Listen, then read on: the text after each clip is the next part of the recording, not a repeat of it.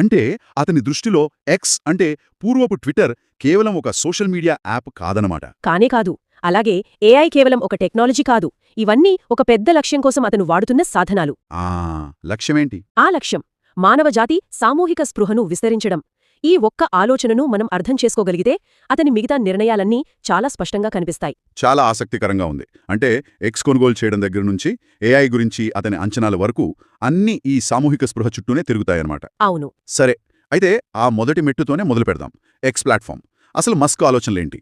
కేవలం స్వేచ్ఛా వాక్స్వాతంత్రం కోసమే అతను ట్విట్టర్ను కొనుగోలు చేశాడా? అది పైకి కనిపించే కారణం మాత్రమే. అసలు కారణం ఇంకాస్త లోతైనది.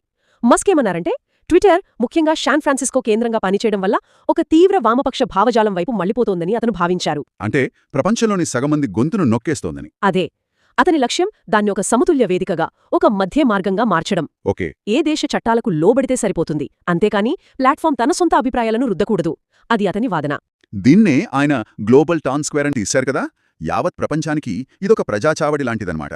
అవును. ఇక్కడే మనం అతని అసలు ఉద్దేశ్యాన్ని, ఆ సామూహిక స్పృహ అనే భావనను అర్థం చేసుకోవాలి. చెప్పండి. మస్క్ ఒక అద్భుతమైన పోలికను ఉపయోగించారు. మనం మానవ శరీరం దాదాపు 30 నుండి 40 ట్రిలియన్ కణాల సముదాయం. ఒకే ఒక కణం చేయలేని పనులను ఈ కణాలన్నీ కలిసికట్టుగా చేయగలవు. అలాగే మానవులందరూ ఎక్స్ లాంటి ఒక వేదిక ద్వారా అనుసంధానించబడితే ఒక వ్యక్తిగా మనం సాధించలేంది ఒక సమూహంగా సాధించగలం. ఎగ్జాక్ట్లీ.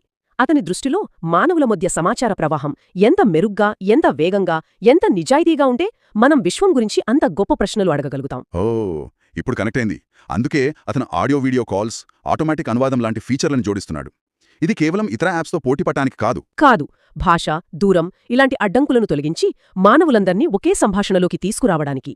అయితే ఒక ప్రశ్న, వీడియో కాలింగ్ లాంటివి ఉన్నప్పుడు టెక్స్ట్ ఇంకా ముఖ్యమేనా? మంచి ప్రశ్న. భవిష్యత్తులో పరస్పర చర్యలు ఎక్కువగా వీడియో రూపంలోనే ఉంటాయని మస్క్ కూడా ఒప్పుకున్నారు. కానీ సమాచార సాంద్రత అంటే ఇన్ఫర్మేషన్ డెన్సిటీ విషయంలో టెక్స్టుకు ఉన్న విలువ ఎప్పటికీ తగ్గదని ఆయన గట్టిగా నమ్ముతారు. ఒక చిత్రం 1000 పదాలకు సమానమంటారు కదా. కావచ్చు, కాని కొన్నిసార్లు అత్యంత సంక్లిష్టమైన ఆలోచనను చెప్పడానికి ఒక పదం 1000 చిత్రాల కన్నా శక్తివంతంగా పనిచేస్తుంది. వీడియో ఎక్కువ బ్యాండ్విడ్త్ను తీసుకుంటుంది, కానీ టెక్స్టులో ఆలోచనలు మరింత సంక్షిప్తంగా, శక్తివంతంగా ఉంటాయి. అంటే అతని దృష్టిలో ఎక్స్ అనేది కేవలం డోపమైన్ హిట్స్ ఇచ్చే వీడియోల వేదిక కాదు.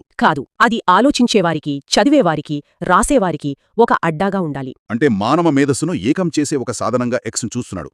సరే, ఒకవేళ మానవులందరూ ఇలా అనుసంధానమైతే దాని పర్యవసానాలు ఎలా ఉంటాయి? ఇది ఖచ్చితంగా ఆర్టిఫిషియల్ ఇంటెలిజెన్స్ అభివృద్ధిని మరింత వేగవంతం చేస్తుంది కదా. అవును. ఇది పని యొక్క భవిష్యత్తుపై మస్క్ చేసిన ఒక సాహసోపేతమైన అంచనాకు దారితీసింది.